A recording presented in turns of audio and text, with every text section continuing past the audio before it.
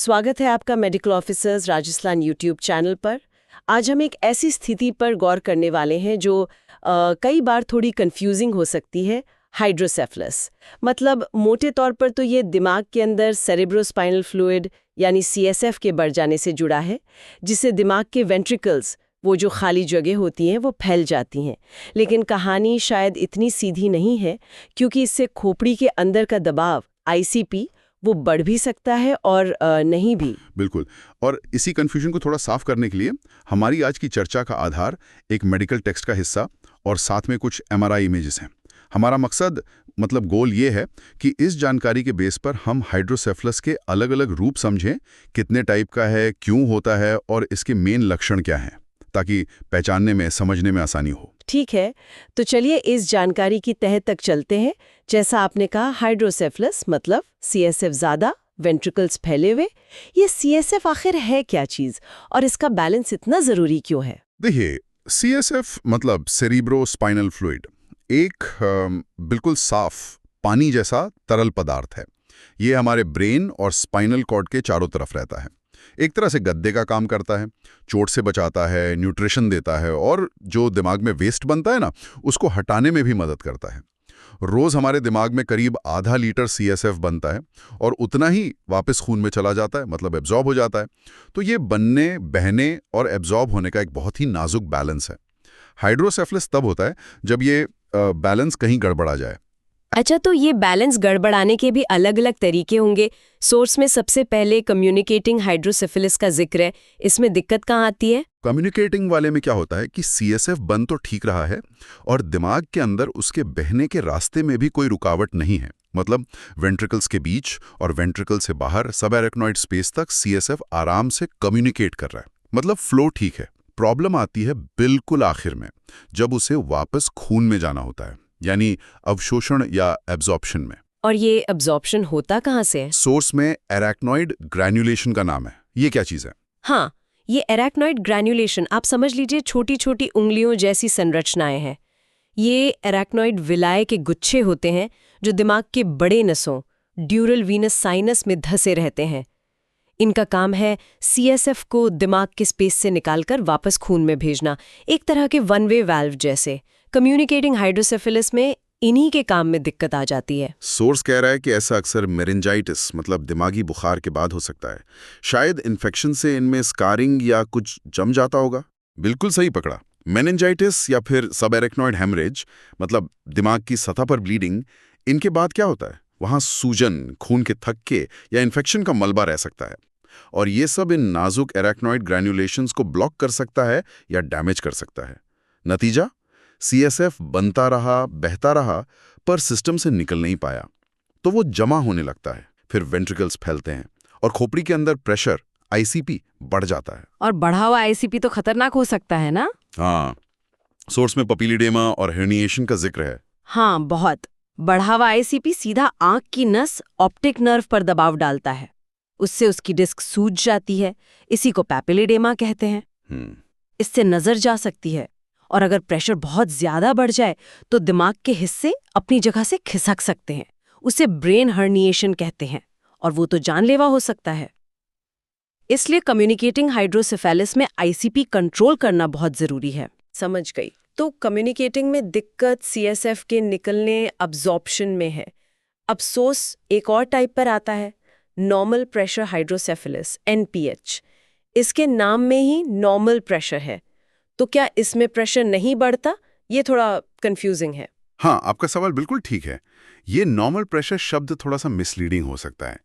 NPH में होता यह है कि सीएसएफ का प्रेशर लगातार बहुत ज्यादा नहीं रहता, जैसे टिपिकल कम्युनिकेटिंग वाले में होता है, बल्कि जैसा सोर्स बताता है, प्रेशर रुक रुक कर बढ़ता है, एपिसोडिकली। हो सकता है जब आप प्रेशर नापें, जैसे कमर से पानी निकालना लंबा पंक्चर के टाइम, तो वो नॉर्मल रेंज में ही मिले, लेकिन ये बीच बीच में बढ़ने वाला प्रेशर ही धीरे धीरे वेंट्रिकल्स को बढ़ाता है और लक्षण पैदा करता है। अच्छा, और इसके लक्षण क्या हैं? सोर्स एक क्लासिक टिकड़ी मतलब ट्रायड बताता है, जिसे याद रखने के लिए वो मजेदार लाइन भी है, वेट, वॉबली एंड वैकी। इसका क्या मतलब है? हाँ, ये तिकड़ी एनपीएच के डायग्नोसिस में बहुत इंपॉर्टेंट है। हालांकि ये जरूरी नहीं कि तीनों लक्षण हमेशा हो या एक साथ ही शुरू हो। पहला वेट यानी गीला, मतलब यूरिनरी इनकंटिनेंस, बार बार पेशाब आना या रोकना पाना। दूसरा वॉबली यानी लड़खड़ाना, मतलब चाल में दिक्कत, गेट एप्रैक्सिया। इसको अक्सर मैग्नेटिक गेट भी कहते हैं। मरीज छोटे छोटे कदम लेता है, पैर जैसे जमीन से चिपक गए हों, उठते नहीं आसानी से, मुड़ने में भी दिक्कत होती है। और तीसरा वॉकी यानी सनकी या भ्रमित, मतलब कॉग्निटिव डिसफंक्शन। इसमें याददाश्त की कमी, ध्यान न लगना, फैसले लेने में मुश्किल, सुस्ती, ये सब हो सकता है। डिमेंशिया जैसा लग सकता है। सोर्स कहता है ये ज्यादातर बुजुर्गों में होता है और अक्सर कारण पता नहीं चलता, इडियोपैथिक होता है। सोर्स में जो MRI इमेज A है उसमें भी वेंट्रिकल्स फैले हुए दिख रहे हैं जो कोरोना रेडियाटा के फाइबर्स को दबा रहे हैं। क्या इसका कनेक्शन उस वॉबली चाल से हो सकता है? हाँ, बहुत हद तक। कोरोना रेडियाटा क्या है? वो दिमाग के गहरे हिस्सों से कॉर्टेक्स तक जाने वाले नर्व फाइबर्स का बंडल है। इसमें मोटर फाइबर्स भी होते हैं। तो जब वेंट्रिकल्स फैलते हैं तो वो इन फाइबर्स को खींचते या दबाते हैं, खासकर वो फाइबर्स जो पैरों को कंट्रोल करते हैं, तो उससे चाल में दिक्कत आ सकती है। और ऐसे ही दिमाग के फ्रंटल लोब के हिस्से प्रभावित होने से यूरिनरी प्रॉब्लम और सोचने समझने में दिक्कतें आ सकती हैं। NPH के बारे में एक और बहुत ज़रूरी बात सोर्स में लिखी है, इसकी पोटेंशियल रिवर्सिबिलिटी, मतलब इलाज से लक्षण ठीक हो सकते हैं। हाँ, और ये ही NPH को बाकी डिमेंशिया या उम्र से जुड़ी दूसरे दिक्कतों से अलग बनाता है। सोर्स बताता है कि अगर लंबर पंक्चर करके थोड़ा CSF निकालें, जिसे थेराप्यूटिक टैप कहते हैं, तो कुछ मरीजों की चाल या सोच में फौरी तौर पर सुधार दिख सकता है।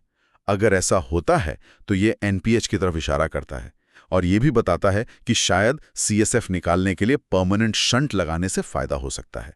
मतलब एक ट्यूब डालते हैं जो एक्स्ट्रा CSF को पेट में ड्रेन कर देती है। ये बहुत ज़रूरी बात है क्योंकि NPH डिमेंशिया के उन गिने चुने कारणों में से है जिनका इलाज मुमकिन है। ये तो वाकई ध्यान देने वाली बात है, खासकर बुजुर्ग मरीजों में जहां इन लक्षणों का अक्सर बस बढ़ती उम्र या अल्जाइमर समझ लिया जाता है। शंट से सुधार हो सकता है, ये जानना तो बहुत जरूरी है। अच्छा, अब तीसरे टाइप पर आते हैं, नॉन कम्युनिकेटिंग या ऑब्स्ट्रक्टिव हाइड्रोसेफेलिस। इसके नाम से ही लग रहा है कि इसमें कहीं रुकावट है। बिल्कुल, नॉन कम्युनिकेटिंग में प्रॉब्लम CSF के एब्जॉर्प्शन में नहीं है। प्रॉब्लम है CSF के फ्लो के रास्ते में ही कहीं रुकावट आ जाने से, और ये रुकावट वेंट्रिकुलर सिस्टम के अंदर होती है, जिससे CSF आगे नहीं जा पाता और रुकावट से पहले वाले वेंट्रिकल्स में जमा होकर उन्हें फुला देता है, फैला देता है। सोर्स में इसके कुछ उदाहरण हैं, जैसे एक्वाडक्ट ऑफ सिल्वियस का स्टेनोसिस, मतलब संकरा हो जाना। ये कहाँ होता है? एक्वाडक्ट ऑफ सिल्वियस एक बहुत पतली सी ट्यूब या रास्ता है जो तीसरे वेंट्रिकल को चौथे वेंट्रिकल से जोड़ता है। अगर ये पैदाइशी तौर पर संक्रिय हो या बाद में किसी इन्फेक्शन, ट्यूमर या खून के थक्के से बंद हो जाए, तो CSF तीसरे और लेटरल वेंट्रिकल्स में जमा होने लगेगा और वो फैल जाएंगे, जबकि चौथा वेंट्रिकल नॉर्मल साइज का रहेगा। ये बच्चों में हाइड्रोसेफेलस का एक कॉमन कारण है। सोर्स में फोरामिन ऑफ मोनरो को ब्लॉक करने वाले कोलॉइड सिस्ट का भी जिक्र है। हाँ, फोरामिन ऑफ मोनरो वो छेद हैं जिनसे दोनों साइड के लैटरल वेंट्रिकल्स तीसरे वेंट्रिकल से जुड़ते हैं। कोलॉइड सिस्ट एक तरह का बिनाइन ट्यूमर है जो अक्सर तीसरे वेंट्रिकल के अगले हिस्से में होता है और वो इन छेदों को ब्लॉक कर सकता है। इससे फिर लैटरल वेंट्रिकल्स में CSF का प्रेशर बढ़ जाएगा। ऐसे ही कोई भी ट्यूमर अगर वो CSF के रास्ते में आ जाए तो वो ऑब्स्ट्रक्टिव हाइड्रोसेफेलस कर सकता है। सोर्स का जो चित्र B है, जिसमें लाल तीर है, वो शायद इसी तरह की रुकावट या उसके असर को दिखा रहा है। रुकावट के ऊपर का हिस्सा फूला हुआ। तो कम्युनिकेटिंग और नॉन कम्युनिकेटिंग में मेन फर्क हुआ रुकावट की लोकेशन का। कम्युनिकेटिंग में दिक्कत सिस्टम से बाहर निकलने में है, एब्जॉर्प्शन में, जबकि नॉन कम्युनिकेटिंग में दिक्कत सिस्टम के अंदर फ्लो में ही रुकावट है। क्या इनके इलाज भी अलग होते हैं? हाँ, काफी फर्क होता है। नॉन कम्युनिकेटिंग में अगर मुमकिन हो तो पहला काम होता है रुकावट को हटाना, जैसे ट्यूमर या सिस्ट को सर्जरी से निकालना। अगर रुकावट हटाई नहीं जा सकती, जैसे एक्वाडक्टल सिनोसिस में, तो फिर CSF को रुकावट के पार पहुंचाने के लिए या तो शंट डालते हैं या फिर एक एंडोस्कोपिक सर्जरी ETV करते हैं, जिसमें तीसरे वेंट्रिकल के बेस में एक छेद बना देते हैं ताकि CSF सीधा बाहर निकल सके। जबकि कम्युनिकेटिंग वाले में शंट ही मेन इलाज होता है, क्योंकि एब्जॉर्प्शन वाली प्रॉब्लम को सीधे ठीक करना मुश्किल है। ये अंतर समझना तो वाकई जरूरी है। अब आखिर में सोर्स एक और कंडीशन का जिक्र करता है, हाइड्रोसेफेलस एक्स वैक्यूओ। इसके नाम में भी हाइड्रोसिफिलिस है, लेकिन सोर्स कह रहा है कि ये असल में हाइड्रोसिफिलिस नहीं है। ये क्या मामला है? हाँ, ये एक बहुत इंपॉर्टेंट डिस्टिंक्शन है। एक्स वैक्वो का मतलब होता है खाली जगह की वजह से। इस कंडीशन में भी एमआरआई या सीटी स्कैन पर वेंट्रिकल्स और सीएसएफ वाली जगहें बड़ी दिखती हैं, लेकिन इसका कारण सीएसएफ का प्रेशर बढ़ना नहीं होता। कारण होता है ब्रेन टिश्यू का खुद ही कम हो जाना, सिकुड़ जाना, जिसे एट्रोफी कहते हैं। मतलब दिमाग सिकुड़ गया तो जो जगह खाली हुई वो सीएसएफ से भर गई। हाँ, और इसलिए वेंट्रिकल्स बड़े दिखने लगे। बिल्कुल। ऐसे समझिए कि एक कमरे खोपड़ी में अगर सामान ब्रेन टिश्यू कम हो जाए तो खाली जगह वेंट्रिकल्स सीएसएफ स्पेस ज्यादा दिखने लगती है। सोर्स बताता है कि ये कंडीशन कई न्यूरो डिजेनरेटिव बीमारियों में दिखती है, जैसे Alzheimer's disease, advanced HIV infection, frontotemporal dementia, Huntington disease. इन बीमारियों में ब्रेन सेल्स खत्म होते हैं तो ब्रेन का वॉल्यूम कम हो जाता है। तो इसमें आईसीपी इंट्राक्रेनियल प्रेशर नॉर्मल रहता है और वो एनपीएच वाले लक्षण वेट वॉबली वैकी वो भी नहीं होते। हाँ, सोर्स यही बताता है। हाइड्रोसेफलस एक्स वैक्यूओ में आईसीपी नॉर्मल होता है क्योंकि प्रॉब्लम सीएसएफ के जमा होने की नहीं, ब्रेन टिश्यू के लॉस की है। और इसमें एनपीएच वाला क्लासिक ट्रायड भी नहीं मिलता। हालांकि इन मरीजों में जो मेन बीमारी है, जैसे अल्जाइमर, उसके कारण सोचने समझने या चलने में दिक्कत हो सकती है, पर उसका पैटर्न और कारण अलग होता है। सोर्स का जो चित्र सी है वो शायद यही दिखा रहा है। उसमें वेंट्रिकल्स के साथ साथ दिमाग की सतह पर जो सिलवटें हैं उनके बीच की जगह भी चौड़ी दिख रही है। ये ब्रेन एट्रोफी का साइन है। तो एक्स वैक्यूम में इलाज फिर सीएसएफ कम करने पे नहीं होगा, इलाज उस मेन बीमारी का होगा जिसकी वजह से ब्रेन एट्रोफी हो रही है। बिल्कुल सही। इसमें शंट लगाने से कोई फायदा नहीं बल्कि नुकसान हो सकता है। इलाज उस अंडरलाइंग कंडीशन जैसे अल्जाइमर या हंटिंगटन के मैनेजमेंट पर फोकस करता है। इसलिए सिर्फ स्कैन में बड़े वेंट्रिकल्स देखकर फौरन हाइड्रोसेफलस सोच लेना ठीक नहीं। पूरी क्लिनिकल पिक्चर देखना बहुत जरूरी है। तो चलिए इस पूरी बातचीत को समेटते हैं। हमने हाइड्रोसेफलस के 4 मुख्य सिनारियो समझे जो सोर्स में थे। पहला, कम्युनिकेटिंग हाइड्रोसेफलस, जहां सीएसएफ ठीक से अब्जॉर्ब नहीं होता, प्रेशर बढ़ता है, कारण अक्सर इन्फेक्शन या ब्लीडिंग के बाद एरेक्नॉइड एन्युलेशन में दिक्कत। हाँ। दूसरा, नॉर्मल प्रेशर हाइड्रोसेफलस एनपीएच, अक्सर बुजुर्गों में बिना स्पष्ट कारण के प्रेशर रुक रुक कर बढ़ता है, खास तिकड़ी लक्षण वेट वॉबली वैकी, और सबसे अहम शंट से सुधर सकता है। बिल्कुल। तीसरा, नॉन कम्युनिकेटिंग ऑब्स्ट्रक्टिव, जहां वेंट्रिकुलर सिस्टम के अंदर ही फ्लो में रुकावट है, ट्यूमर, सिस्ट या रास्ता संकरा होना। सही। और चौथा, हाइड्रोसेफलस एक्स वैक्यूओ, जो असल में प्रेशर वाला हाइड्रोसेफलस नहीं बल्कि ब्रेन टिश्यू के सिकुड़ने एट्रोफी से वेंट्रिकल्स का बड़ा दिखना है, प्रेशर नॉर्मल रहता है। एकदम सही। और इन चारों के बीच सही फर्क करना सिर्फ किताबी तौर पर नहीं बल्कि मरीज के सही डायग्नोसिस और सही इलाज के लिए बेहद जरूरी है। खासकर एनपीएच और एक्स वैक्यू के बीच का फर्क, क्योंकि दोनों में वेंट्रिकल्स बड़े दिख सकते हैं, दोनों बुजुर्गों में कॉमन है, पर एक एनपीएच का इलाज मुमकिन है, दूसरे का नहीं। सोर्स में एनपीएच की रिवर्सिबिलिटी पर जो जोर दिया है वो हमें याद दिलाता है कि टाइम पर सही डायग्नोसिस कितना जरूरी है। ये बात बिल्कुल सही है और यहीं से एक सोचने वाली बात निकलती है जाते जाते।